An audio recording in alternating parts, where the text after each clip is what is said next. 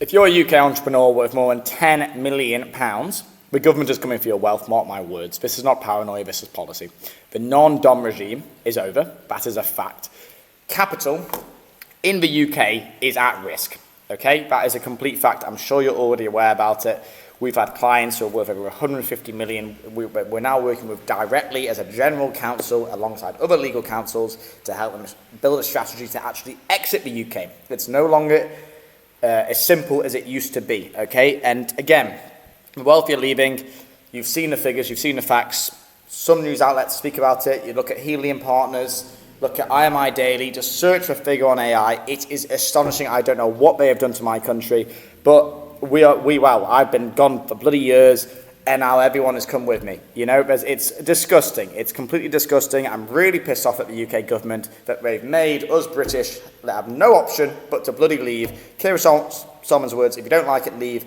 And he thought that people would not leave. They have left, you know. We can drink a pint in another country. I don't think he realised that, you know. So he's completely destroyed the country. I don't know what he's doing there.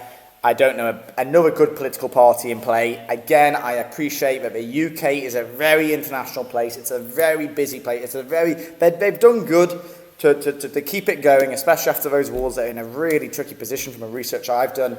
But destroying some of these tax laws and making the rich leave, not a good idea, mate. I wouldn't be doing that if I was running a country, and I wouldn't personally want to run a country. An incredible amount of responsibility.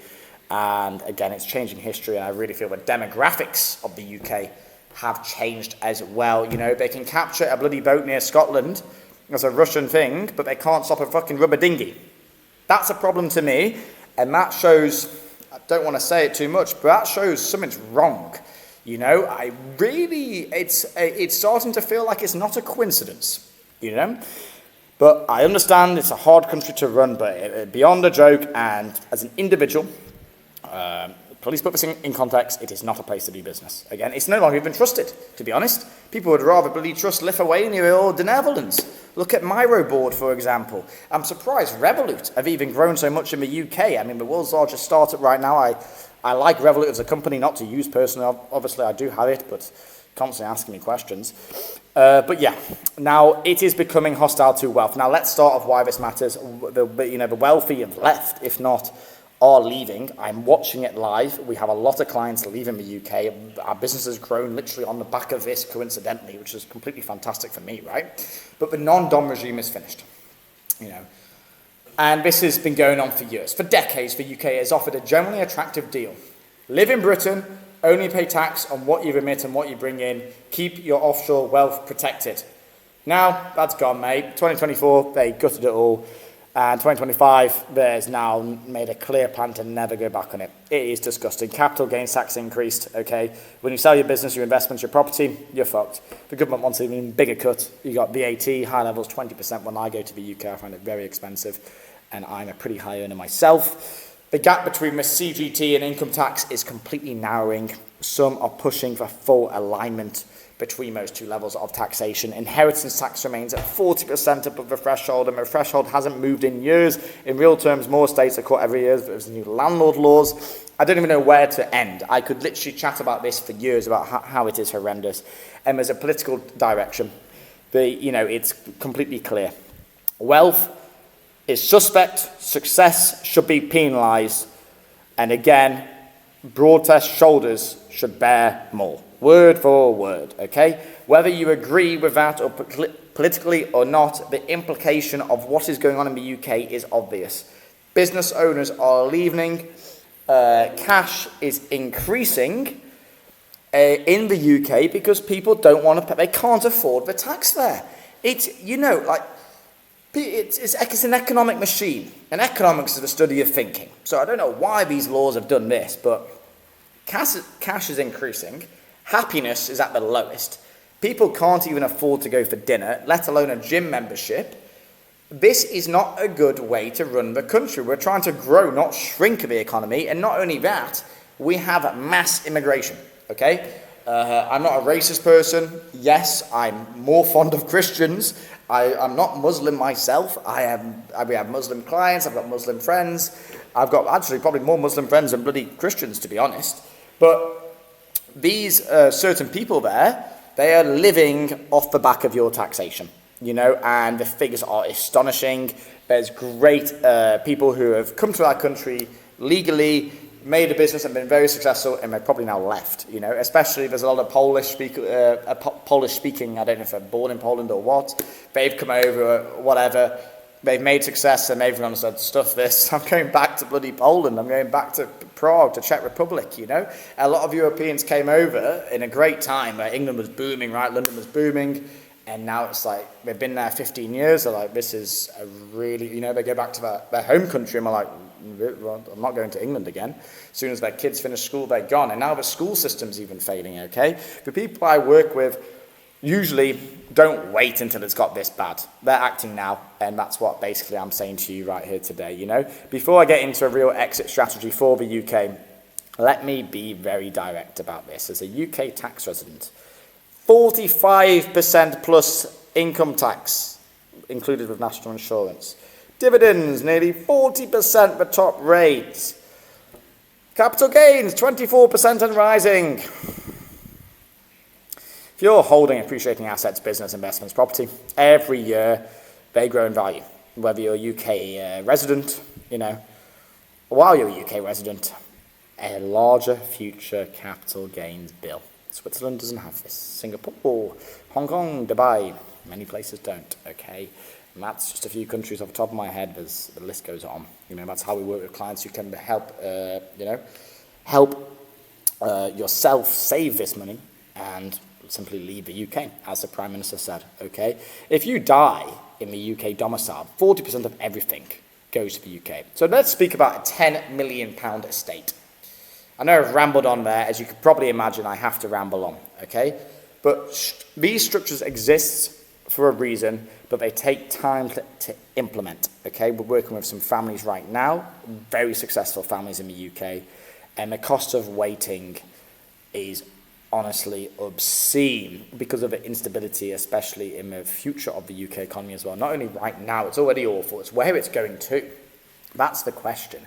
It's a compounding cost every single year that you delay, and I've seen clients lose 7 figures because they waited 18 months to act. It's awful. With a family, you can be very clever. Certain of you can move to Israel, you can do this, you can do that, you can move to Cyprus, non-dom in Cyprus 60 days a year. There's many things you can do. There's obviously been Dubai, which has probably been marketed to you 10 times over Google Ads as well. But what does the actual timeline take? 12 to 24 months if you want to do things properly, Faster is possible, but risky. And again, slower means more tax leakage at the end of the day here. So first of all, in month 1 to 3, you want to be planning and structuring. 3 to 6, residency and preparation, and showing that you are committing to leaving the UK, establishing property abroad, showing that commitment. So when questions do get asked, you can prove, no, I was generally moving abroad, XYZ. Within the usually 5 to 12 months, the actual pure relocation, the transition, and then 12 months to the second year is consolidation. This is your first UK tax year as a non-UK resident, maintaining compliance with the SRT, building a new life, potentially restructuring assets that are now outside of the UK tax net. And again, some parts can be compressed. Essentially, if you're decisive and your situation is pretty straightforward, but trying to do this in 3 months, it just will make you expensive mistakes. Mark my words on that one right there. And again, is this a big decision? It isn't just about taxes. It's about lifestyle, banking access, residency requirements, long-term stability. Let me run you through the main options I actually discuss with clients, okay? Dubai and the UAE, 0 income tax, 0 capital gain, 0 inheritance tax, better schools, post a child for tax-efficient relocation. It works, okay? It generally works. But you need to live there. Cost of living is high. Substance matters. Dubai isn't just a PO box, okay? It is your natural home, right? And for some people, it's perfect. For others, their lifestyle just doesn't fit. I understand. We've got Portugal, not tax-free, but there's good options over in Portugal. You've got the Swiss lump sum tax regime, okay? That is for wealthy foreigners. You pay tax based on your living expenses, not your income or wealth. Stable, private, world-class infrastructure. But yes, it is bloody expensive. I felt the hit when I was over in Switzerland. I've been there many times.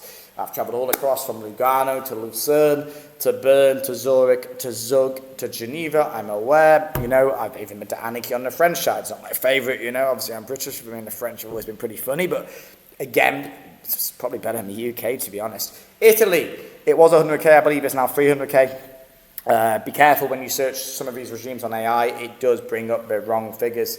It says on my bit of a script here, 100k, that is completely wrong. It is free. I've got a client who's renounced their passport recently. 2 clients just kind of done a lump sum program.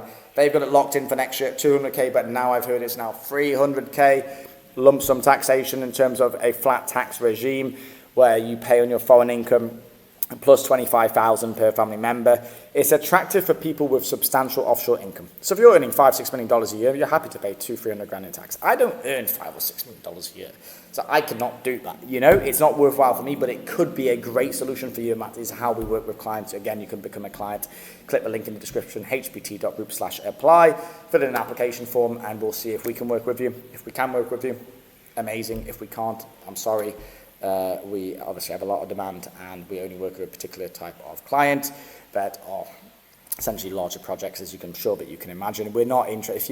If you got 70 grand of crypto investments, I don't care, mate. You know, it's really, really not enough to build a life on, if that makes sense. And I would, continue doing what you're doing and build that substantial wealth, and then leave. But while you're doing that, prepare your exit. Maybe it's better to move to Prague or better to move somewhere else and have a smaller tax bracket, because you can actually earn more money and obviously put yourself in a better position for the future. Other systems we have that we've worked with clients with, and we moved clients to Singapore. Territorial tax system, world-class financial centre, number 1 place or number 2 place in the world with Hong Kong, Singapore. It's an Asian gateway, no capital gains. It's competitive to get residency, yes. But as long as you contribute economically, it's a fantastic thing to be doing. We've got Malta, Cyprus, Greece. Greece has a new flat tax similar to Italy. Malta is great. And also Cyprus has the 60-day non-dom, very nice on dividend payments. Again, really, really good stuff right there. Each program is targeting wealthy individuals with various tax benefits, smaller markets, but potentially attracting people depending on the situation. I've got personal friends who were living in Spain before on Beaconsfield. They've had to move over to Cyprus to spend their 60 days there now, and then on a bit of a global travel rampage, right? But you need to make sure when you do this, guys, you are breaking the UK tax residency effectively. Now, let's just get into the slight mechanics of this. There is a test, so the SRT, Statutory Residence Test. I can barely even say it, sorry. It's a set of rules that determine whether you're a resident in any given tax year, okay? It's basically ties to the UK, and then there's automatic overseas tests, automatic UK tests, and sufficient ties tests. So 3 types of tests. Let me simplify this, okay? So to be automatically a non-resident, you either spend fewer than 16 days in the UK, okay? Spend fewer than 46 days and work full-time overseas. For most people leaving, 4-6-day route combined with full-time overseas work is usually the target, okay? This is why you see me come to the UK to 3 to 5 day trips, just 2 to 3 to 4 times a year. I try to keep my stays very minimal. I do have a little bit of UK ties in terms of directorships in the UK myself. Okay, so potential ties that could work against you. Let me just get the list up. I've got the ties on a document here. A UK resident, spouse or partner, a minor, children, a young child in the UK, accommodation available for 91 days. I've mentioned this in another video. Essentially, you can put this into a holding company and then Airbnb it to yourself, reject every offer, then rent it from yourself. Then you don't have the permanent establishment. There are ways to get around this. Don't forget, that's what we do with clients. We help them as much as we can do with legal counsels around the world. And again, if you're working in the UK for more than 40 days, that's going to take effect on you as well. Spending more time in the UK than any other country. Of course, you're a tax resident. The more ties you have, the fewer days you can spend in the UK. If you have 3 or 4 or more ties, essentially 4 to 6 days can make you a resident. That's why I keep mine pretty minimal. Obviously I have a British passport, I have this, I have that, and a few directors there. I have to be very careful on my days in the UK. And that's how I pass my tests every single year. And I've double-checked these with many consultants around the world as well, which I work with on a daily basis. And again, if you do want to work with my team, go ahead and do so. You can apply to become a client there below. Now, a lot of people do actually mess up. They leave the UK, but keep their house available. Now, that is an important measure, okay? Now, yes, you can visit family frequently. You can pop back for business meetings. They think they've left, but the SRT would say otherwise. And this is very important, HMRC will assess them on their worldwide income. That's what's changed. It's really, really not nice, and it's what it is. And this is why my rant came earlier. I don't know what they're doing to the bloody country, eh? But you need to be disciplined, track your days very precise, and cut ties in a strategic manner, if that makes sense. Document everything. A spreadsheet of your location every single day isn't paranoid, it's essential, which I don't know how it's even got to this stage. It's awful, for such an international country. But it's just like Hong Kong back in the day. It's completely depressing, actually, if you want my honest thoughts. If you're married with children, leaving the UK is obviously a very complicated task. Again, a UK resident spouse is a tie, children's in schools are a tie, family keeps you connected in ways that can undermine your non-resident status. Essentially, you have three approaches. The whole family moves, the split residency, or a phased transition. That's how we typically work with clients. Again, we work with clients on a very tailored case-by-case, unique basis. So it's very case-by-case. And again, you can go ahead and book a free consultation below if you want to go ahead and do so. Now, what to do with your assets, okay? Sorry there. Got a little bit intense on my comments to the UK here, but once you're a non-resident, what would you do with your assets? Now, this is where the real tax planning actually happens. If you're a UK trading company, which you most likely actually have, okay, if you're still a UK tax resident and it pays UK corporation tax regardless of where you live, but extracting value changes, dividends to non-residents aren't subject to UK income tax. Just a withholding rate, which is often zero, depending on the treaties that you're actually doing it with, right? Selling a company while a non-resident can mean no UK capital gains if it's structured correctly. Again, we've seen laws come into play that really blocks this method. There's other things to do. UK property, bad news. I've mentioned something in there that you can do, but again, you have to sell that property to a foreign company, usually in a crown dependency, such as Gibraltar, the Isle of Man, Guernsey, Jersey, and then rent the property on Airbnb and rent it to yourself. That way you move the permanent availability, permanent establishment of that house. We've seen and helped clients do this. If you do want to help doing this, and please obviously do get in contact. We have the perfect legal counsels for you based in the UK who are UK tax advisors. Now, once you are non-resident, gains on UK non-assets are generally outside of the UK, which is really, really nice. And this is where things become powerful and the leverage starts to build, right, of what you were originally thinking. So again, this is not it doesn't take 1 week. It's a full-on roadmap of plans, right? Now, that could be appreciated shares, crypto, offshore investments, selling these as non-residents avoids UK capital gains tax, but be aware of the anti-avoidance rules. Temporary non-residence provisions can claw back gains if you return within 5 years. Another rule that's come into play here. Again, there's pensions, UK pensions. I think most serious entrepreneurs don't even have a pension. They've probably just got a boatload of investments, generally speaking, but a lot of people do. And some countries have favourable positions, but this is very unique advice of the type of pension, where you're living, X, Y, Z. I can't really make a general comment to more than 50% of the people who are watching this video. For trusts, for serious wealth, we obviously do a lot of trust restructuring. That's we gain a lot of interest in this, especially with the Cook Islands, Nevis, both for asset protection and inheritance planning. Generally speaking, asset protection is probably the most important thing, even more than tax planning nowadays, as especially with Americans, how they sue, right? But UK anti-avoidance rules, do start to tackle these. Timing matters especially. Trust structures established after you've become wealthy are treated differently than those established earlier. This is a very specialised territory. There's a way to plan this with timing, and there's a way to do this correctly. So again, please reach out to those people you should be for this. We can connect you with those if you do need to do so. We've worked with over 10, 15 different trust structures for various types of clients who, half of them have been British as well. So again, there's also a 5-year trap. There is also, I would like to warn you about the temporary non-residence rules, which catches people who think they're being clever, right? And if you leave the UK for fewer than 5 complete years and you realise gains or access certain income during that period, those gains can be taxed when you return to the UK. HMRC wants to stop people popping out, cashing in, and coming back, okay? So this applies to capital gains on assets you've held before leaving, certain distributions from closed companies, or close companies to you, or if they've been closed and you receive redistributions, XYZ, and even pension withdrawals in certain circumstances. They're turning to Australia, they're turning to China. It is horrendous, as I've gone and said. And as the Prime Minister said, if you don't like it, leave. It matters what most of the wealthy have gone and done now, as you've seen. I don't need to put that into your brains. Now, a practical implication here is if you return to the UK in 5 years, most people don't. It's yes, we all miss the UK if we don't live there, but it's not really a place where we do want to be spending significant amounts of time compared to places like Bali or Hong Kong, right?